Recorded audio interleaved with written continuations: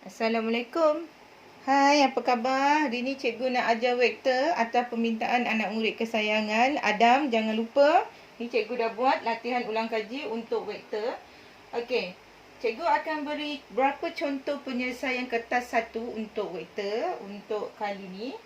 Okey, ini satu contoh yang melibatkan sarta kartes. Okey, apa yang awak faham daripada sarta kartes ini?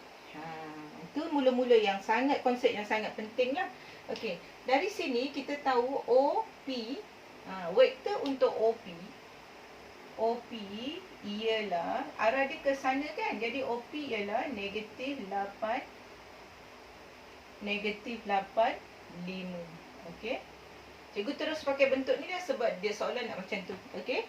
Nak dalam bentuk ni Okey, bentuk laju. So ini pula vektor OQ ialah OQ 4, 10. Itu mula-mula yang awak kena faham. Okey, soalan pertama dia nak PQ dalam bentuk XY. PQ. Okey, soalan yang pertama PQ dalam bentuk XY, bentuk laju. So PQ adalah PO tambah OQ. Okey. Kita ada OP, kita tak ada PO. So, nak jadikan PO, kita terbalikkan dia. Bukan terbalikkan, tukar tanda 8, negatif 5. OQ pula 4, 10. So, kita dapatlah dia punya jawapan 8 tambah 4, negatif 5 tambah 10. Jadi, kita dapat jawapan dia 12 kan? 12, 5. Selesai untuk PQ. Okey. Cikgu suka kalau awak bagi jawapan, dia nak PQ, so last kali awak tulis PQ lah. Kalau dia nak X, awak tulis X sama dengan apa. Macam tu Okey. Yang kedua, vektor unit pada arah PQ. Kita dah tahu PQ, vektor unit macam mana? Apa formula untuk vektor unit? Vektor bagi magnitud. So, yang kedua, vektor unit PQ. Okey. So, vektor untuk PQ, kita dah tahu 12, 5. So, kita tulis 12, 5. Lepas tu, magnitud untuk PQ ialah 12 kuasa 2 tambah 5 kuasa 2. Okey, punca kuasa. Faham tak ni? Kan, magnitud. Ni magnitud simbol untuk magnitud. Ada modulus macam tu. X kuasa 2 tambah Y kuasa 2 square root. Siapa X dia? X dia adalah 12 kuasa 2. Siapa Y dia? Y dia adalah 5 kuasa 2 punca kuasa.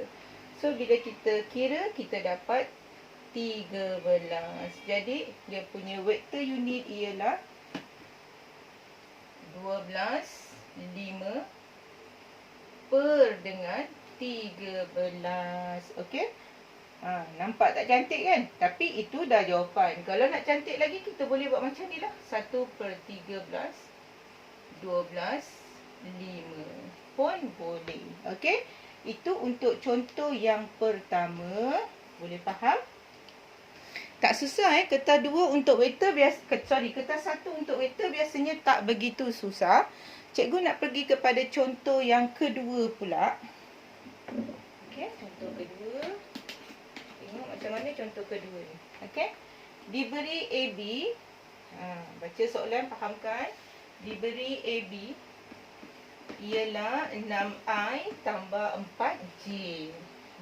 Okey.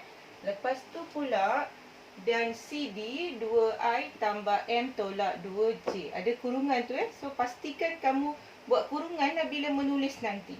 Okey, cari nilai M jika AB adalah selari dengan CD. Okey. Bila AB selari dengan CD, jadi automatik kita tahu kita pakai formula AB sama dengan lambda CD. Okey, bila ada selari saja kita akan pakai lambda CD lah. Okey. Kalau nak tukar lambda kepada huruf lain pun boleh. Okey, ini sebagai satu pemalas saja. So, apa dia vektor AB? Masukkan 6I tambah 4J. Okey. Sama dengan lambda, buat kurungan jangan lupa buat kurungan supaya kita tak tercuai nanti. Tambah M tolak 2J. Okey. Seterusnya ini expand lah, dia darab dengan yang bahagian I, dia darab bahagian J. So 2 lambda I. Biasanya penulisan vektor pastikan dia punya tanda vektor itu di belakang sekali. Okey, tambah M tolak 2 in bracket lambda J. Okey, bila dah sampai sini, kita ingin tahu kan, bahagian I mesti dengan I mesti nak kawan dengan I. So, ni 6 for I. So, kita ambil 6 sama dengan 2 lambda. Dapatlah lambda. Kalau takut tersalah, kita terbalikkan kedudukan. So, kita dapat lambda 6/2 sama dengan 3. Okey? Itu step yang pertama.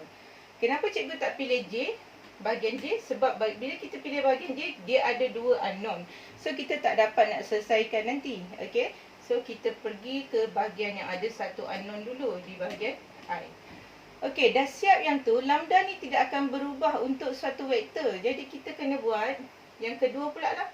4 untuk J sama dengan M tolak 2 darab dengan lambda. J cikgu dah buang siap-siap Perasan tak? Ni 4I, M tolak 2 lambda J. Okey. So, ini lambda tu apa? Kita ganti nilai yang kita dapat tadi. 3 kan? So, kita dapat 4, 3M tolak 6. Jadi, 3M tolak 6 sama dengan 4. 3M sama dengan 10. Betul 4 tambah 6, 10. M kita dapat berapa? Dapat 10/3. Okey. Dah dapat tak nilai M? Sudah. So, selesailah kita punya soalan untuk contoh 2. Okey. Ada satu lagi contoh cikgu nak tunjuk. Ini adalah contoh yang ketiga. Okey. Melibatkan selari juga, tapi selari dengan satu paksi. Okey. Contoh yang ini kita buat selari dengan paksi X. Ingat tak macam mana nak tentukan, macam mana kita nak buat pengiraan jika dia selari dengan paksi X ataupun jika dia selari dengan paksi Y. Yang tu awak kena ingat betul-betul konsep itu. Okey. Diberi vektor A 2I tambah 4J. B negatif I tambah PJ. Cari nilai P jika 3A tambah B adalah selari dengan paksi X. Dia kata 3A tambah B. 3A tambah B. Okey. A tu apa? A adalah ini kan. Jadi kita masukkan. Bila awak masukkan saja vektor tu dengan betul, awak dah boleh dapat 1 markah. Okey. Bila ada negatif, kita buat kurungan tambah P, J. Nampak tak? Masukkan dengan betul saja. Sini A, sini B. Okey. Lepas tu kita 6I tambah 12J tolak I tambah PJ. Okey, kita expand dia. Seterusnya kita susun dia, kumpulkan dia I dengan I, J dengan J. So, kita dapat 6I tolak I tambah 12J tambah PJ. Okey? Bila kita dah kumpulkan, kita senang nak faktorkan. Okey, yang ni 6I tolak I jadi berapa? 6 tolak 1 lah. Jadi 5I. Yang ini pula tak boleh nak tolak. Jadi 12 tambah P. Faham tak cikgu faktorkan? Okey? 12 tambah P, bila kita expandkan jadi 12J, PJ. Okey? Dah siap sampai situ, dia kata selari. Selari dengan siapa? Selari paksi X. Bila selari dengan paksi X, kita akan ambil yang mana? Yang I ataupun yang J.